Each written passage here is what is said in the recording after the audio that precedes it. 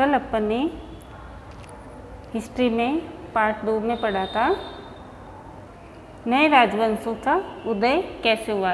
हमने पढ़ा था कि पहले राजा होता था, राजा के अंडर में सामंत होते थे, फिर सामंत धीरे धीरे अपने पावर में आते हैं और खुद को स्वतंत्र करवा लेते हैं और राजा बन जाते थे।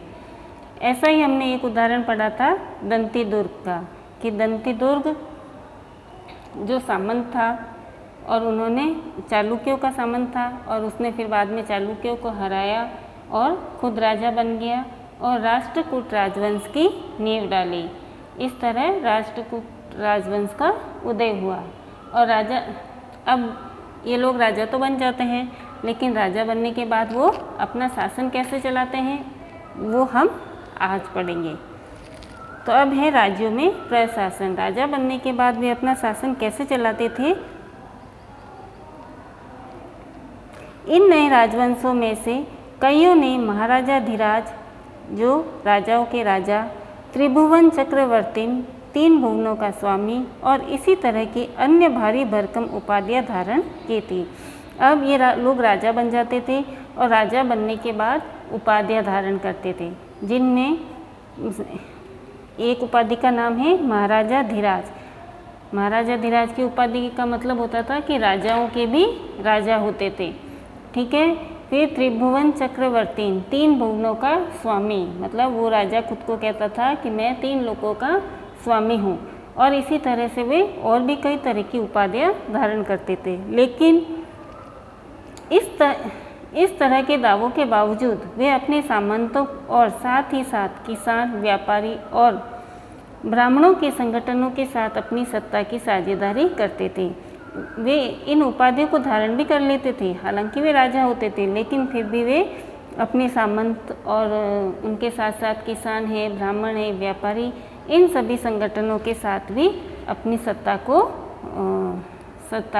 अपनी पावर को साझेदारी करते थे। मतलब उनके साथ रहकर वो कार्य करते थे, उनको साथ रखते थे, क्योंकि राजा अकेला तो कुछ कर नहीं सकता था। तो इन सभी राज्यों में उत्पादकों अर्थात किसानों, पशुपालकों, कारीगरों से संसाधन इकट्ठे किए जाते थे। और फिर ये राजा क्या करते थे कि जो उत्पादन कौन करता था, किसान खेती करते थे, पशुपालन जानवरों को पालते थे, कारीगर और भी कई तरह के व्यापार वगैरह करते थे। तो इन सब से राजा संसाधन इकट्ठे करता था, टैक्स लेता था। इनको अक्सर अपने उत्पाद का एक हिस्सा त्यागने के लिए मनाया या बाध्य किया जाता था। अब राजा अपनी आय बढ़ाने के लिए इन किसानों से, पशुपालकों से, मतलब किसान अगर खेती कर रहा है तो उसके अनाज का कुछ हिस्सा टैक्स के रूप में लेता था। पशुपालकों से भी, अगर वो जानवर पाल रहा है तो वो उससे जानवरों का टैक्स लेता था। अगर कारीगर है, कोई कपड़े का कर रहा है, कोई बर्तन का, कुछ भी व्यापार कर रहा है, तो उससे वो व्यापार का टैक्स लेते थे। अगर वो नहीं देते थे तो उन्हें बाध्य किया जाता था। कभी कभी इस हिस्से को लगान मानकर वसूला जाता था, क्योंकि प्राप्त करने वाला भूस्वामी होने का दावा करता था और वो राजा यह कह के कि भाई मैं इस पूरे ज़मीन का राजा हूँ, स्वामी हूँ, तो तुम्हें ये टैक्स देना पड़ेगा। राजस्व व्यापारियों से भी लिया जाता था, और जो कोई बाहर से व्यापार करने आते थे तो उनसे भी टैक्स लिया जाता था, ठीक है। ये संसाधन राजा की व्यवस्था का वित्तीय आधार बनते थे और राजा जो भी ये टैक्स लेता था उससे राजा अपना शासन चलाता था। साथ ही मंदिरों और दुर्गों के निर्माण में भी इस्तेमाल होते थे। और जो ये टैक्स का जो पैसा होता था वो राजा मंदिरों के निर्माण में, दुर्गों के निर्माण में, इन सब में काम में लेता था। संसाधन उन युद्धों को लड़ने में भी इस्तेमाल होते थे और ये पैसे युद्ध में भी काम आते थे, जिनसे लूट की शक्ल में धन मिलने की तथा जमीन और व्यापारिक मार्गों के प्रयोग की संभावनाएं बनती थी। तो राजा जो भी टैक्स लेता था वो राजा अलग अलग कार्यों में लगाता था। राजस्व वसूली के लिए पदाधिकारियों की नियुक्ति सामान्यतः प्रभावशाली परिवारों के बीच से ही की जाती थी। और जो टैक्स वसूली का जो कार्य करते थे वो लोग कौन होते थे, जो मतलब प्रभावशाली परिवार के होते थे या राजा के परिवार के लोग ही होते थे, तो ये प्रायः वंशानुगत होती थी। सेना में भी ऐसा ही होता था।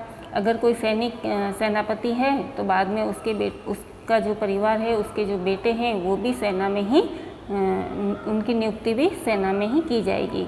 कई बार राजा के निकट संबंधी भी इन ओहदों पर होते थे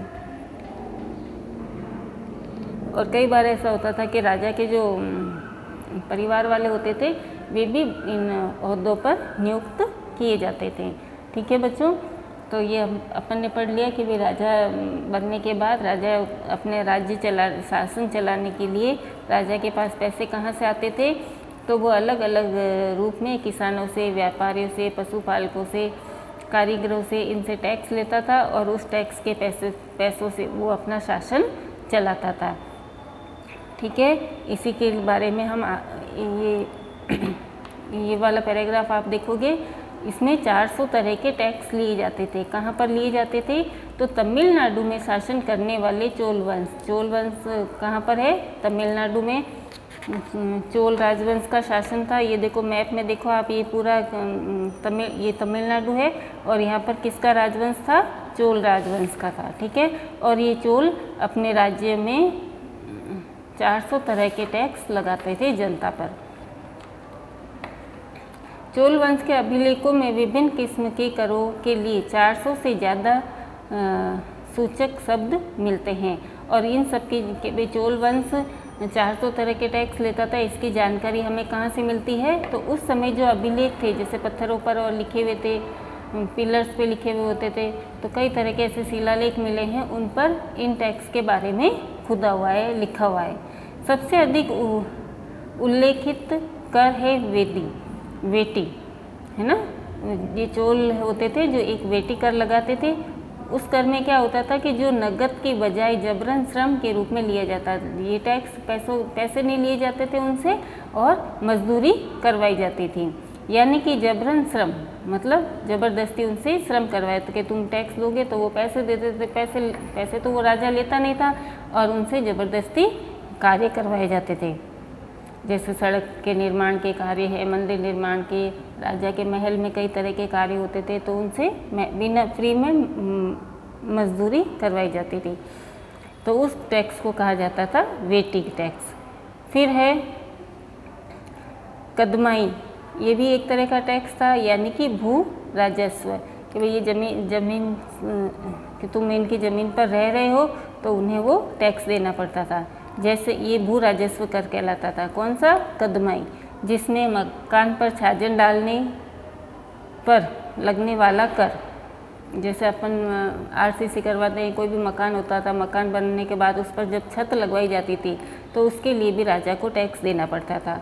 फिर है खजूर या ताड़ के पेड़ पर चढ़ने के लिए सीढ़ी के इस्तेमाल पर लगने वाला कर। अब वो जो लोग होते थे वो खजूर और ताड़ के पेड़ पर चढ़ते थे, तो चढ़ने के लिए जो सीढ़ी लगाई जाती थी, तो अगर वो सीढ़ी लगाएंगे तो उन्हें टैक्स देना पड़ता था।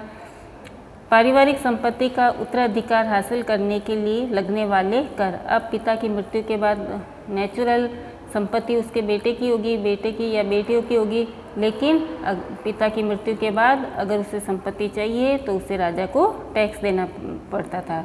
तो ये तो हमने कुछ करों के बारे में पढ़ा था, और भी इसी तरह से कई तरह के कर आते हैं। 400 तरह के टैक्स होते थे जो चोल राजा अपनी प्रजा से लेते थे। ठीक है बच्चों, कल हम पढ़ेंगे प्रशस्तियाँ और भूमि अनुदान के बारे में। धन्यवाद।